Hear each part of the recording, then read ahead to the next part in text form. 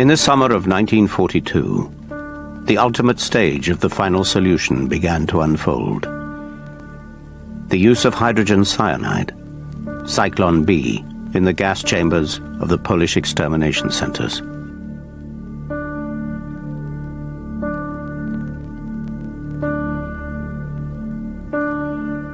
Some camps, like Auschwitz, were large complexes, part slave labor camp. Others, like Treblinka, Sobibor, and Belzec, were designed purely as factories of death. But whatever their destination, Jews who were sent to the camps were not expected to survive. The trial moves on to Auschwitz, the largest and most notorious of all Nazi death camps, where at least 1 million Jews were murdered.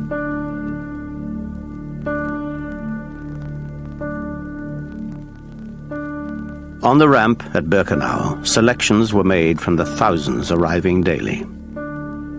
Those who could be worked to death were separated from those, the old, the very young, the sick, who were to be marched to the crematoria and gassed soon after arrival. In the case of Jews, they sent to Auschwitz the whole generations, grandparents and grandchildren. And among them, the Nazis carried out selections because they didn't want to have so many people in the camp who were not able for work. Central to Irving's revisionist claims about the Holocaust is his belief that there were no homicidal gas chambers in Auschwitz. He claims that the gas chambers were a piece of atrocity propaganda invented by the British political warfare executive. And he insists that all eyewitnesses are liars. The reason for his rejection of the gas chambers at Auschwitz can be described in one word: Leuchter. Good morning. My name is Fred Leuchter. I'm an engineer from Boston in the United States. And I'm here this snowy morning here at Auschwitz in Poland. And I'm here to examine this alleged gas chamber. Self-styled gas chamber expert Fred Leuchter shot to notoriety in 1988 at the trial in Canada of Holocaust denier Ernst Zundel. I'm standing in a fumigation building. Okay. At Zundel's request, Leuchter went to Auschwitz to test for hydrogen cyanide deposits, both in a chamber used to delouse clothing and in Crematorium 2, the largest of the 4 main gas chambers at Auschwitz-Birkenau. Stick your hand under that. Let's grab some samples. You're gonna have to get... Leuchter concluded that Crematorium 2 could not have been used as a homicidal gas chamber. For Irving, it was a decisive moment. He pronounced himself entirely converted by Leuchter and even published a glossy version of the report in June 1989. But the defendants say that Leuchter's methodology was fatally flawed.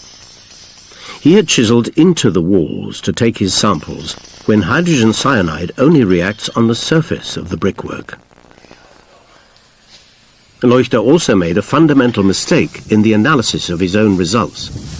He took the fact that there were far greater quantities of cyanide in the delousing chamber than in the gas chamber to mean that there had been no gassing of humans.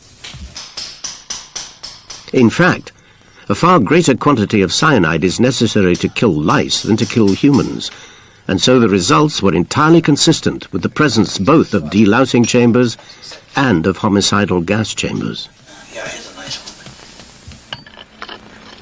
Leuchter's methods and his conclusions have been totally discredited. And a beautiful piece of the roof. Irving accepts this, but continues to use the report to back his denials of the gas chambers. Yep. Sample from the roof.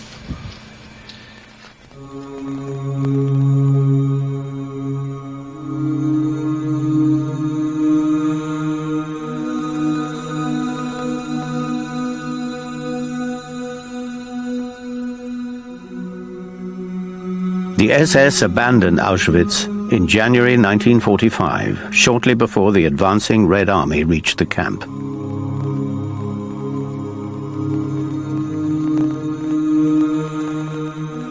By destroying the physical evidence of the gas chambers, the SS may have believed they were erasing all traces of their crimes. In fact, a large body of documentary evidence survived in the form of official correspondence, architects' blueprints and plans.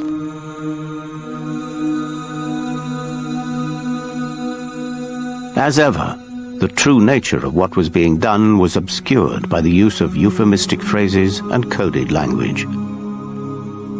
The whole process of extermination, together with the other aspects of life in a concentration camp, were top secret, and official documents dealing with the matter were full of code words.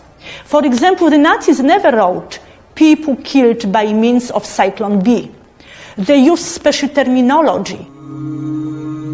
A document of October 2nd, 1942, requests a supply from the manufacturers of Cyclone B gas, calling it material for resettlement of Jews. In the blueprints for Crematorium 2, the gas chamber was always referred to as Leichenkeller 1, the underground mortuary. But there are a few gaps in the Nazi camouflage. The defense refers Irving to a document from the Auschwitz archive, dated January the 29th, 1943. The letter is one of the few surviving documents that refers to gassing. The crucial word in this case is Vergassungskeller, literally gassing cellar.